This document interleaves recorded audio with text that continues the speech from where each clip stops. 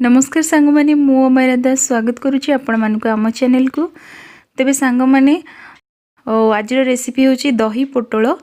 तो यहाँ मुझे आपण मानकु बताइबी, तो प्लीज जो मैंने चैनल को सब्सक्राइब करी नाहंती देन प्लीज सब्सक्राइब कर दियंतु। आ पाखर बेल आइकन मध्य प्रेस कर दियंतु ताकि मु आगो को जहाँ भी वीडियोस अपलोड करी आपण मन प्रथम नोटिफिकेशन पहुँच जिवो। तो सांग माने वीडियो गुडा को लाइक निश्चिंत करेंगे। तेज चलतु रेसिपी स्टार्ट करवा। तो प्रथम ये गोटे कड़ाई बसाई से देदेबा तेल आ तेल देकी से अल्प टिके हलदी पकईदेव ताकि कलरफुल हो पोटल। आउ पोटल को एमती चिरीबे गोटे पट साइड्रु जो भाया कटिंग करते तार पट साइड्रु ता अपोजिट साइड्र कटिंग करेंगे ठीक ये भाया। तो पोटल को देकी एमती फ्राए करवा टिके घोड़े दबा देन पुणी चले दबा पुणी घोड़े दबा ये करके पोटल ब्राउन कलर होगा जाए भल कि भाजी होगा जाए ताकू फ्राए करवा घोड़े घोड़े किना।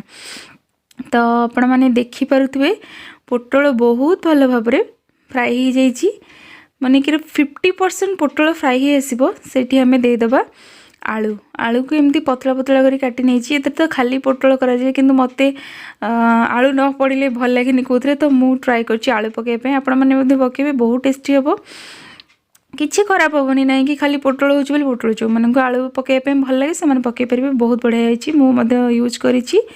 तो देखो 50% बेले जिते बड़े आलू पकईदे आलू दुईटा जाक 100% कुक हो जाइए भल भाव में फ्राए हो जाइए मानक घोड़े ये कली से जिनस गुड़ाक भल भाव में सीझीज पर बेसी समय लगे सीझापी मसाला सहित आटाच होगापी। तो ये सब को तेल काढ़ी नवा देखो ये भाजी हो जाइए देन से तेल देदेबा आउ टिके तेल आदेदेबा दुईटी सुखिला लंका आउ अल्प टिके जीरा देकी फुटेदेबा आउ देदेबा तेजपत्र डालचीनी। तो ये सब जिनस भल भाव में फ्राए हो जाइए ये देदेबा मसाला पेस्ट। तो मुझे मसला नहीं गोटे टमाटो अदा रसुण आउ पियाज। तो आपण जदि टमाटो यूज करेंगे देन ट्राए करेंगे फ्रेश दही नापाई बिकज टमाटो खटा दही भी जदि खटा हो तरकारी एकदम खटा हो आइदर टमाटो ऐड जदि करुछंती ताहले दही कम यूज करेंगे। दही जेहेतु यहाँ दही पोटल से टमाटो को स्किप करें। तो मोर ये टिके खट्टा अंश मत भल लगे सो आम घरे मत पसंद सो मु ट्राए कर खट्टा करने। तो आप ट्राए करेंगे टमाटो देसी न होइकी जो आमर जो लंबा साइज टिके टमाटो आसे सेटा यूज करेंगे सेटा कम खट्टा आसीबो। तो ये सब मसला भल भाव में फ्राई हो सारे देन ये आम सुखा मसला ऐड करदेबा हल्दी गुंडा लंका गुंडा और गरम मसला। ये मुझे अलग किसी भी मसला यूज करनी केवल हल्दी गुंडा लंका गुंडा और गरम मसला।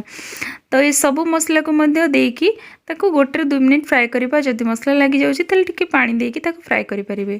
तो ये आम देदेबा जीरा गुंड से मसला सब टिके फ्राए हो सारापर जीरा गुंडा और धनिया गुंडा ऐड करदे ताको भल भाव में टिके कषे ने गोटे मिनिट ये आम कषेबा टोटाल 3 मिनिट कषा है। एंड ये मुझे कस्तूरी मेथी ऐड करदेली देन देदेबा दही। तो दही जिते बड़े पकेबे फ्लेम बिल्कुल लो टू मीडियम फ्लेम रखिए बेसी हाई करें दही छिड़ीज। तो ये आम देदेबा पोटल आलू को फटाफट दही देकी तादेह पोटल आलू को देदेबे एवं सब गुड़ाक भल भाव में गोले नेबे एवं पानी देदेबे। तो पानी देकी ताको कवर करदेबे जी पानी आवश्यक से देबे अल्प टिके। तो पानी देकी कवर करके देखो कुक हो जाइए सुंदर। तो ये टिके गरम मसाला ऐड करदेबा एबे सब जिनस को भल भाव में गोले नहीं टिके कवर करके रखिदेबे देन खाइबा सर्व करेंगे। गरम मसाला ऐड करापर कवर करेंगे जदि धनिया पत्र अच्छी ताको ऐड करेंगे। तो रिजल्ट आपण मैंने देखिपे केते सुंदर होइछि दही पोटल। तो सांग माने जदि रेसिपी आपण मानकु भल लागुछि कहवाई पड़ोनी जदि रेसिपी भल लगे आप निश्चिंत लाइक करेंगे एंड फ्रेंड्स सब रिलेटिव को सहित शेयर करेंगे। आउ हाँ चैनल को सब्सक्राइब कर पाखे बेल आइकन निश्चिंत दबाइबे। आ पुणी थे मोर सब्सक्राइबर्स मानक अशेष अशेष धन्यवाद और जो मैंने करना प्लीज़ कर दिंतु एंड वीडियो टी शेष पर्यंत देखि अशेष अशेष धन्यवाद।